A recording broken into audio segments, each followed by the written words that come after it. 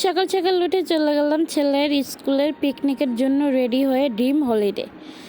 তো সবাই বাস থেকে নেমে চলে যেতেছে গেটের কাছে। এখানে আমাদের টাইগার মামার সাথে দেখা হয়ে গেল।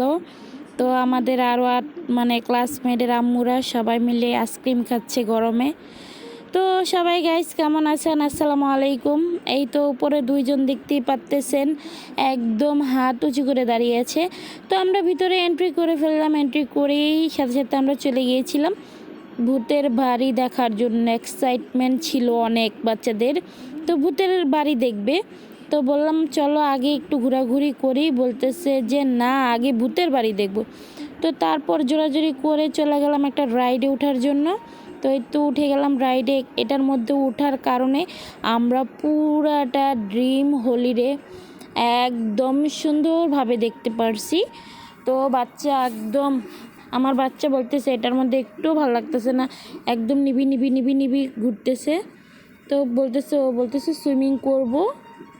আমরা বলতেছি ওকে আগে এটা থেকে নামি ঘুরি তারপর সুইমিং করব। দেখতেই পারতেছেন কত বড় এরিয়া। ড্রিম হলিডে আসলে অনেক সুন্দর।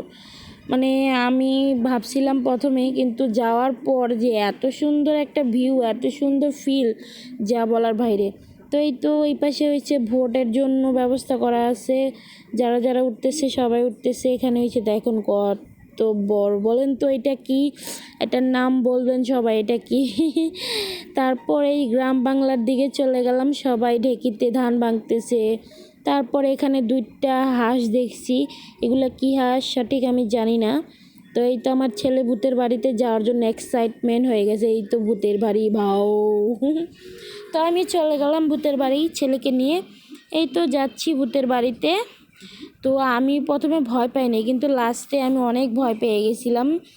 একটা মানুষই ভূত যে খাবলা মারছে এসে, তখন আমি অনেক ভয় পেয়ে গেছিলাম। আমার ছেলে তো পুরো চিৎকার দিয়ে উঠছে।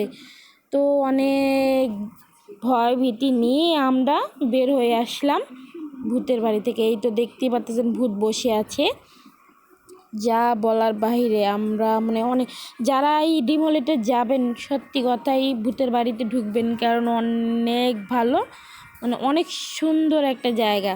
যারা একটু ভূত ভূত ফিল চান তাদের জন্য বেস্ট আমি মনে করি। কারণ আমি ঢুকে যখন ভয় পেয়ে গেছি আমি তো শেষ পুরাই। আমি দেখে এত ভয় লাগছে।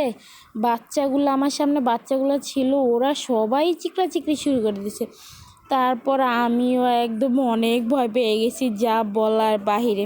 তো এখান থেকে বের হয়ে আবার চলে গেলাম হাঁটতে।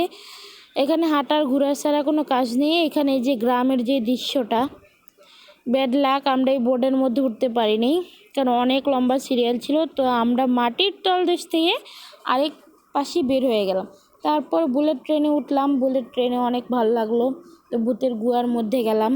ওইখানেও বাচ্চারা চিল্লাচিল্লি শুরু করছে গুহার ভিতরে যেই, যা অনেক ভয়ঙ্কর ভূতের ঢাক, তারপরে হাউ হাউ করতেছিল। তো বেসিক্যালি অনেক ভালো, বাচ্চাদের নিয়ে গেলে অনেক ভালো। বেশিরভাগ ছুটির টাইমটা ছাড়া গেলে অনেক ভালো হয়, কারণ ছুটির টাইমে অনেক লোক হয়। কারণ এমনি তো আপনার পিকনিক থেকে গেছি, এখানে আরও পিকনিক আসছে। বেসিক্যালি আমার মনে হয় ছুটির টাইম ছাড়া গেলে ঘুরে মজা লাগে। তো এই তো আমরা বুলেট ট্রেন চলা শেষ, এখন নেমে চলে আসতেছি। এখন যাব পদ্মা ব্রিজ দেখতে। পদ্মা ব্রিজ টিরিজ আমরা একদম স্যাটেলাইট সব দেখে, রকেট দেখে এই তো এখানে এসে তারপর চলে আসলাম সুইমিং করে ছেলে আমি দুইজন মিলে সুইমিং করলাম, অনেক ভালো লাগলো। তারপর চলে গেলাম খাবার খেতে খেতে প্রায় 3টা বেজে গেছে। খাবারের পর কিছু রাইড ছিল, ওইগুলো শেয়ার করে নিলাম। শেয়ার করে একটু গান বাজনা করলাম। গান বাজনা করে তারপর আরেক 2টা রাইড উঠে আমরা বাসায় চলে আসলাম। তো সবাই ভালো থাকবেন। আল্লাহ হাফেজ, টাটা।